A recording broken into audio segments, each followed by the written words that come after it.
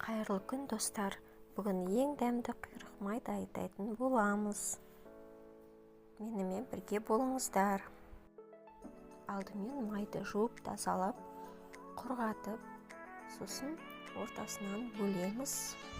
Бірнеше бөлшектерге бөліп, жарты сағат көлемінде қайнатып алуымыз керек.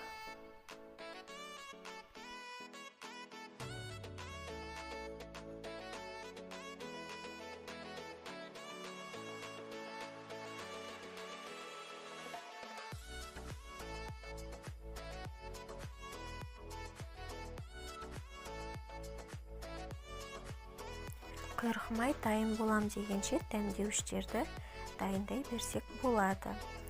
Ол дәмдеуіштердің ішіне қара бұрыш, қызыл бұрыш, паприка,